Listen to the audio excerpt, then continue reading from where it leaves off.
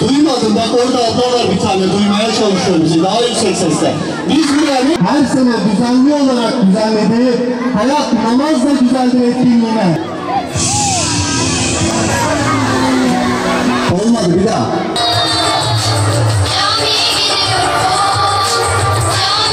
Yeryüzünün en şerefli kitabından pasajlarla başlayalım.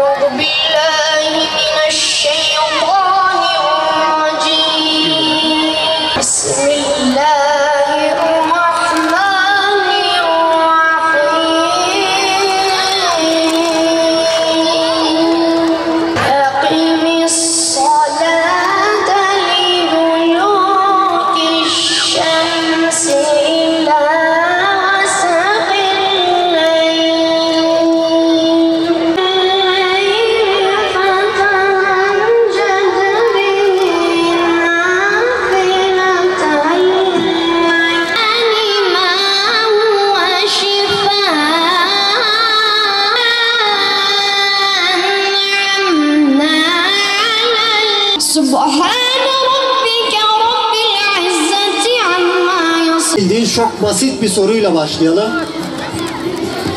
Rabbim bizi imanın esaslarından bir an olsun ayırmasın. Hepinize kocaman bir alkış. Vessalatu vesselamu ala Rasulina Muhammedin ve ala alihi ve sahbihi ecma'in. Rabbi şrahli sadri ve yessirli emri ve hlul ukdeten min lisani yefkahu kavli. Kıymetli seyircilerim, abilerim, saygıdeğer anne bacılarım,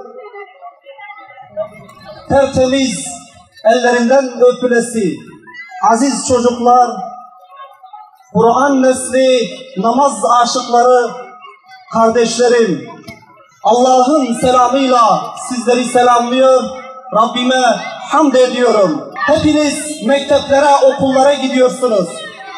Düşünün ki bir mektep var ki onun yöneticisi tarafından sene sonunda bir sınav yapılacak ve bu sınav sonucunda 70 puanın üstünü alan herkes ona içinde sınırsız bir şekilde kalacağı bir anahtar teslim edilecek. Değerli kardeşlerim, düşünün, bir anahtar verilecek. O öğrenciye 70 puanın üstünü kazanan arkadaşlar bir anahtar verilecek ve odaya girdiğinde istediği her şeyi alabilecek. Değerli kardeşlerim, siz bu anahtarı almak istemez misiniz? Evet, Bu anahtar benim elimde. Bu anahtar benim. Ben kimseye vermem. Çünkü Peygamber Efendimiz sallallahu aleyhi ve sellem ne diyordu biliyor musunuz? Miftahul cenneh as-salatu. Cennetin anahtarı nedir değerli sevgili çocuklar? Namazdır değil mi? Peki biz dedik ya bir mektebe gidiyorsunuz. Anne babalara da söylüyoruz. Bu kainat, bu dünya bir mekteptir. Bunu bilmemiz lazım. Aynı zamanda bu dünyanın sahibi Rabbimiz değil midir? Rabbimiz madem ki bu dünya bütün gezegenlerin sahibi ise cennetin sahibi de Rabbimizdir değil mi? Evet. Değerli kardeşlerim, Allah-u Teala bizlere cennette girebilmemiz için bizlere fırsatlar sunuyor. Bizlere yaklaşık olarak 60-70 yıl ömür veriyor. Eğer hakkıyla bu sorumluluğumuzu, kulluğumuzu yerine getirirsek Allah-u Teala bizleri cennetine koyacak. Evet, dedik ya sevgili anne, babalar, çocuklarımızı bu şekilde bu alana getirdiniz. Sadece bu alana getirmekle üzerimizdeki sorumluluğu kaldırmış olmuyoruz. Bakın karşımda çok güzel tohumlar görüyorum. Bu tohumlar sizin geleceğinizdir. Bu yavrularımız, bu çocuklar bizim geleceğimizdir. Allah-u Teala'nın sizlere nimet olarak verdiği bu tohumları hakkıyla ekemezseniz, yetiştiremezseniz, vallahi yarın öbür gün başkaları bu tohumları sizden alır, istediği gibi eker, istediği gibi yetiştirir ve kullanır. Ama Allah-u Teala'nın bizlere nimet olarak verdiği bu evlatlarımızı sizce hayatımızı onlara adadığımız bu evlatlarımız hayatımız boyunca namaz için, ibadet için, Kur'an için bir ömür tüketmeye değmez mi acaba? Değerli kardeşlerim, unutmayalım. Değerli anne babalar, ben size çok değerli bir şey söyleyeceğim. Bakın, hiçbir mektep, hiçbir üniversite, hiçbir başka eğitim kurumu anne babanın evladına vermiş olduğu eğitim terbiyeden daha iyi bir eğitim, iyi bir terbiye veremez. En güzel eğitim terbiye anne baba ocağında, mektebinde verilen eğitimdir. Kardeşlerimiz bu eğitimi almışlarsa üzerimizde tabii ki sorumluluklar daha var. Bu sorumluluğumuz hayatımız boyunca çocuklarımızın, evlatlarımızın namazını devam ettirebilmeleri için bir hayat sürmemiz gerekiyor. Nasıl ki siz evlatlarınızı okullara gönderiyorsunuz, her türlü sorun, sıkıntılarıyla ilgileniyorsanız, hayatınız boyunca da bu kardeşlerimizin sorun, sıkıntılarıyla ilgilenmeye devam ederken, peki yarın öbür gün Allah'ın size cennet olarak bahşedeceği cennet acaba bunun için değmez mi? Namaz bize Peygamber Efendimiz sallallahu aleyhi ve sellemin müjdesi olarak verilmiştir. Yine aynı zamanda manevi değeri yüksek olan namaz, ceddimiz, atamız Hz. İbrahim aleyhisselam tarafından bizlere miras olarak bırakılmıştır.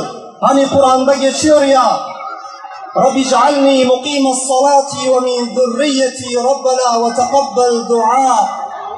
Hani Hz. İbrahim aleyhisselam diyordu ya sevgili çocuklar, Rabbim beni namazı dosdoğru kılan kimse kıl. Zürriyetimden olanları da Rabbimiz duamızı kabul buyur. Bu dua atamız Hz. İbrahim Aleyhisselam'dan bize miras olarak kalan bir duadır. Anne babalar da aynı şekilde çocuklarına bu mirası aktarmak zorunda. Bu mirasa sahip çıkmak zorundayız. Evet, yine Kur'an'da geçtiği üzere وَأْمُرْ أَهْلَكَ بِالصَّلَاةِ وَاسْتَبِرْ عَلَيْهَا dedik ya, nasıl bir anne baba evladını okula gönderirken sıkıntılara, zorluklara bir sene boyunca, hatta eğitim sürecinde dayanıyorsa, katlanıyorsa, o zaman namaz emri içinde Rabbimizin emri gereğince sabırla ömrümüzün sonuna kadar devam ettirmemiz gerekmiyor mu? Sevgili çocuklar, sizi biraz Gazze'ye götürmek istiyorum. Bakın, küçücük, sizin yaşıtınızdan daha küçük olan bir kardeşimiz bir taşın üstüne oturmuş, ellerini Rabbine açmış ve ne diyor biliyor musunuz? Daha belki konuşmayı bilmiyor. Elini Rabbine açmış, diyor Ya Rab, Ya Rab diyor. Bak, söylediği iki kelime. Ya Rab, Ya Rab. Peki bu çocuğa bunu öğreten acaba nedir? Bu ruhu onlara veren acaba nedir? Onları dimdik ayakta tutan, o zulme karşı dimdik ayakta tutan sevgili anne babalar, o çocukları o şekilde ayakta tutan acaba nedir? Namaz değil mi sevgili çocuklar? Kur'an değil midir? Hiçbir Gazze'li anne ve baba evladından dolayı asla şüpheye girmiyor, asla sıkıntıya girmiyor. Çünkü hepsi hakkıyla güzel bir şekilde çocuğunu eğitiyor, çocuğunu yetiştiriyor. Çok uzatmadan değerli kardeşlerim, son bir iki şey daha söylüyorum. Siz bu alanı güzel bir şekilde namaz için doldurdunuz ya, Allah-u Teala sizleri cennetiyle, cemaliyle nurlandırsın, şereflendirsin inşallah. Değerli kardeşlerim, namaz öğrenen çocuk dürüst değil midir? Namaz kılan çocuk temiz değil midir? Namaz kılan çocuk hak ve hakikate dikkat eden çocuk değil midir? Peki namaz kılan çocuk hile yapar mı? Namaz kılan çocuk yalan söyler mi? Peki namaz kılan çocuk arkadaşına küfreder mi? O zaman siz en güzel bir hareket üzeresiniz. Siz en güzel bir değer üzeresiniz. Allah-u Teala sizi sevdiği salih kullarından eylesin. Allah-u Teala sizleri annenizin, babanızın göz aydınlığı kılsın inşallah. Namazı devamlı kılan salih kullarından eylesin. Sizleri Rabbime emanet ediyorum. Allah hepinizden razı olsun. Bu güzel etkinliğimizi şükür namazıyla sürdürelim. Allahu Ekber, Allahu Ekber, eşhedü en la ilahe illallah, eşhedü enne Muhammeden Resulullah sallallahu aleyhi ve sellem. Allahümme Rabbe hazihi daveti tamme ve salati qaime ati seyyidina Muhammedenil vesilete fadile ilahena ve ba'athu makamen mahmuden illezi va'atte inneke la tukliful miha ve selamun aleyhi ve sellem rabbil alemin. Allahu Ekber.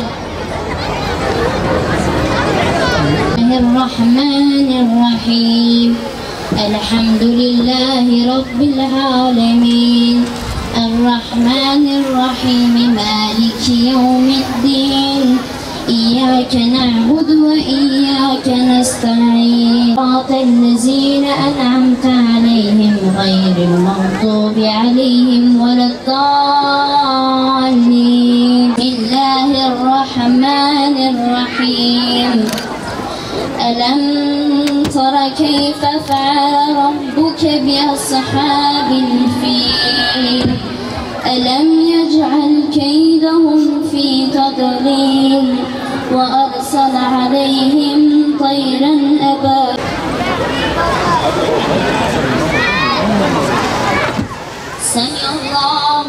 لمن حمده الله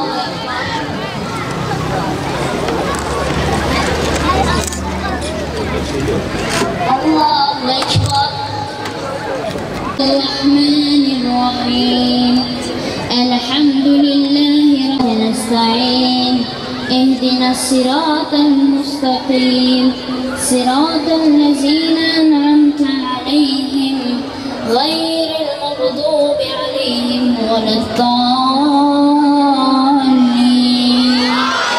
سمع الله لمن حمده الله أكبر الله أكبر الله أكبر السلام عليكم ورحمة الله السلام عليكم ورحمة الله Hayatın sesi, seccademi serince huzur doluyor içim. Bir tekbir getirince göğü yükselir sesim. Müslümanın kıblesi, Kabe'nin bir şubesi. Müslümanın kıblesi, Kabe'nin bir şubesi. Huzur sevgi köşesi, camiye gidiyorum. Çocukların neşesi, camiye gidiyorum. Camiye gidiyorum. Camiyi seviyorum. Camiye gidiyorum. Camiyi seviyorum.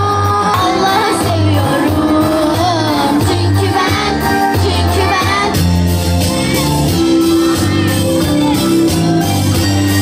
Neşede hem yasta camiye gidiyorum. Ben bir garip kel olanım, eşeğimin yok falanı, varım yok doğruluktur, hiç de sevmem ben yalanı. Vay vay vay, kimler gelmiş, kimler gelmiş?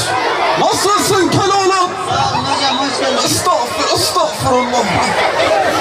Maşallah, benden önce gelmişsin Keloğlan. Tabii hocam, siz öyle acele çağırınca ben de acaba yine eşeğe ters binmeye çalışırken yere düştünüz diye korktum, öyle çabuk geldim. Keloğlan, alemsin ya. Onlar anca masallarda olur Keloğlan.